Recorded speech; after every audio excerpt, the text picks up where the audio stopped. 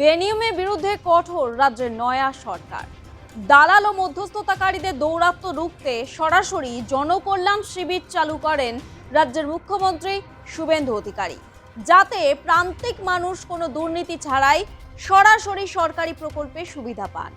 তারপরেও দুর্নীতির ছাপ এই জনকল্যাণ শিবিরে, যেখানে আইন শৃঙ্খলা রক্ষা, দুর্নীতির মতো বিষয়গুলোতে দল ও সরকার সবসময় জিরো টলারেন্স নীতি বজায় রাখে, সেখানে বিডিও অফিসে ঢিল ছোড়া দূরত্বে এমন কর্মকাণ্ডে রীতিমতো অবাক সকলে। জানি আপনাদের মনে এখন অনেক প্রশ্নের সূত্রপাত হচ্ছে, সবটা জানাবো, তাই ধৈর্য ধরে সম্পূর্ণ ভিডিওটি দেখুন।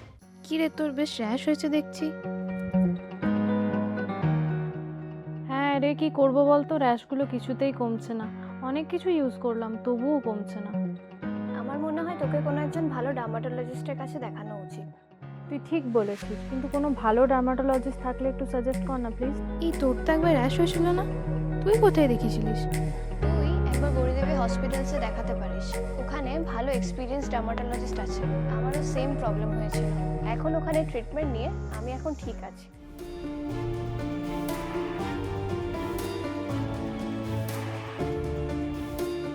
গৌরী দেবী হসপিটাল, রাজবাঁধ, দুর্গাপুর। যোগাযোগ 8001003333, 8001113333।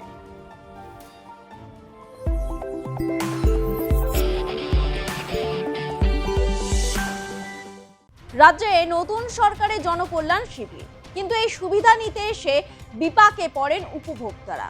না, জনকল্যাণ শিবিরের বিরুদ্ধে কোনো অভিযোগ ছিল না। অভিযোগ ধূপগুড়ি ব্লক সমষ্টি উন্নয়ন অফিস চত্বরের কাছে অবস্থিত একাধিক অসাধু জেরক্সের দোকানদারদের বিরুদ্ধে।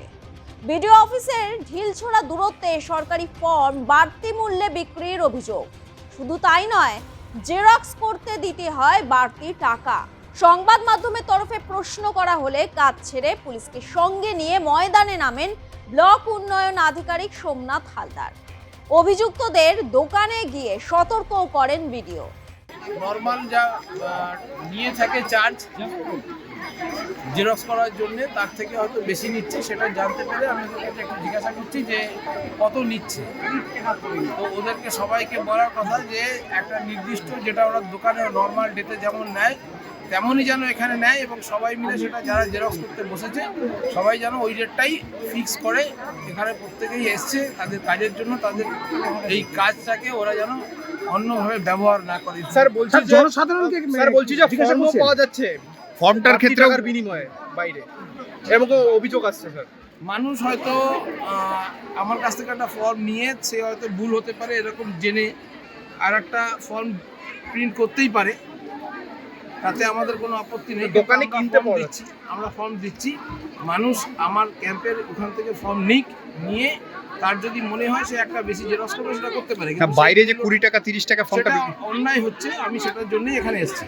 তৃণমূল সরকারের আমলে দুয়ারে সরকারের মতো পরিষেবামূলক শিবির জনকল্যাণ শিবির বিজেপি সরকারের তরফে রাজ্যের সমস্ত জেলায় আয়োজন করা হয়েছিল জনকল্যাণ শিবিরের। রাজ্য ও কেন্দ্রীয় সরকারের 55টি প্রকল্পের পরিষেবা দেওয়ার জন্য এই শিবিরের আয়োজন করা হয়েছিল। প্রতিটি শিবিরেই ছিল উপচে পড়া মানুষের ভিড়।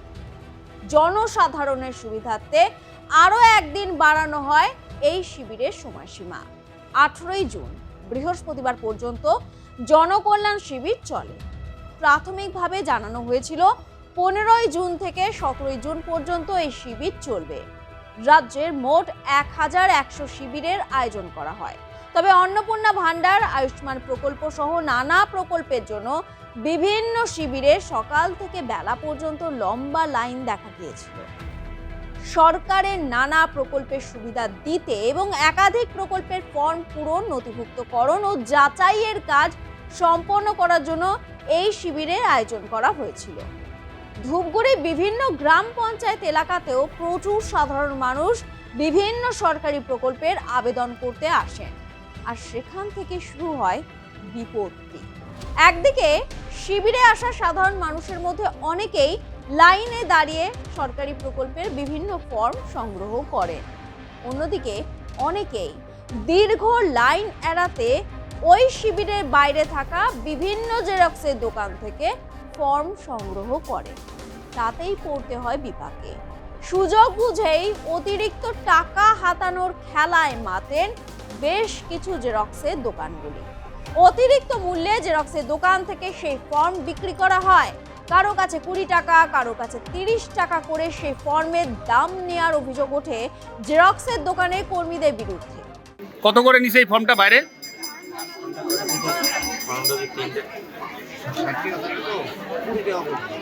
20 টাকা করে নিছে। কি বাইরের থেকে নিছেন না ভিতরে নিছেন? বাইরে জেরক্সের দোকান থেকে। কেন ভিতরে ফর্ম নাই? ভিতরে ঢুকে নেই। বাইরে যে 20 টাকা করে নিচ্ছে এটাতে পোষাচ্ছে আপনাদের? কি করবো, নিতেই হবে। নিতেই হবে, না নিলে কি করবো? তাড়াতাড়ি করে দিতে হবে। এই যে ফর্মটা কোথা থেকে নিচ্ছিস? বাইরের দোকান থেকে কত করে নিছে? একটা তো 20 টাকা করে নিল, 5টা নিল 150 টাকা নিল, 30 টাকা করে। ভিতরে ফর্ম নাই? ভিতরে তো আমরা যাইনি। আচ্ছা, তো এই যে 20 টাকা করে নিচ্ছে এটাতে পোষাবে? নিতেই হবে তো, না নিলে কি হবে? কার তোদের নিতেই হবে। তো বেশি নিচ্ছে না এটা? বেশি তো নিচ্ছে। অন্যদিকে বিভিন্ন প্রকল্পের সুবিধা নিতে বিভিন্ন ফর্মের সাথে নানান ডকুমেন্টস জেরক্স দিতে হয়। আর সেই জেরক্স করতে গিয়ে অতিরিক্ত 5 থেকে 10 টাকা করে দিতে হয় বলে অভিযোগ করেন উপভোক্তারা। কোথা থেকে এসছো? কিসের জন্য? আচ্ছা, জেরক্সের দোকানে কি বলছে, কত টাকা চাইছে? মোবাইলের সামনে বলতেছে 3 টাকা, ওটা নিচ্ছে 5 টাকা। এখন বলতেছে না মেশিন জেরক্স করা হবে না, মেশিন করা হবে না।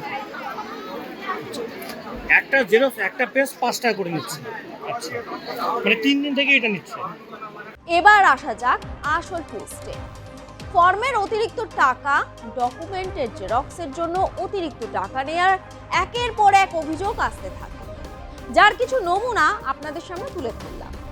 অভিযোগের সত্যতা সরেজমিনে খতিয়ে দেখতে থাকেন আমাদের প্রতিনিধি। অতিরিক্ত 3 পাতার জব কার্ডের ফর্ম চাইতে গেলে 30 টাকা দাবি করে দোকান মালিক। এরপরই তাকে সরাসরি প্রশ্ন করেন আমাদের প্রতিনিধি।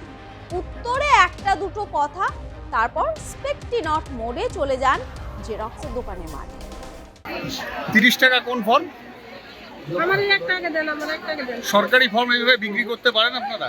আমার একটাই তো দেন। কি করবো, এই যে মেশিন 3টা মেশিন খারাপ হচ্ছে, এটা বসে কি দিবে? না না, আপনার কি বাধ্যবাধকতা আছে যে 30 টাকা নেবেন? এই যে মানুষগুলো আসছে বারবার করে।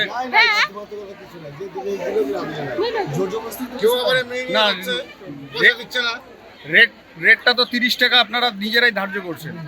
হাতে কাজ না, 3 পাতা আছে, বের করে দিচ্ছি কম্পিউটারে, যদি হয় নিচ্ছে, নালে নাই। সরকারের তরফে বরাবরই বলা হয় জনকল্যাণ শিবির থেকে ফর্ম সংগ্রহ করতে। তবে ভিড় এড়াতে জেরক্সের দোকানে যেতেই সমস্যায় পড়েন উপভোক্তারা। ব্লক উন্নয়ন আধিকারিক সোমনাথ হালদার জানান, কোনোভাবে বিষয়টি মার্জনা করা হবে না। প্রত্যেকটি জেরক্সের দোকানে কড়াভাবে বলেন যাতে অতিরিক্ত মূল্যে জেরক্স বা ফর্ম বিক্রি না হয়।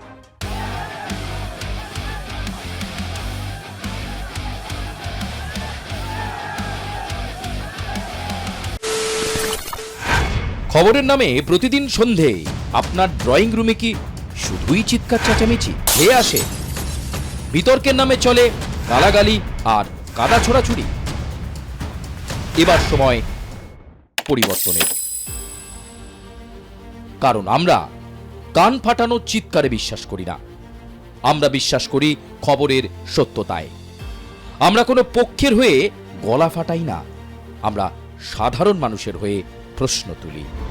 চিৎকার নয়, শুধু খবর হবে যেখানে বিতর্ক আছে কিন্তু কুৎসিত ঝগড়া নেই। সঠিক তথ্য, বিশ্বস্ত খবর। নজর রাখুন আর প্লাস নিউজে।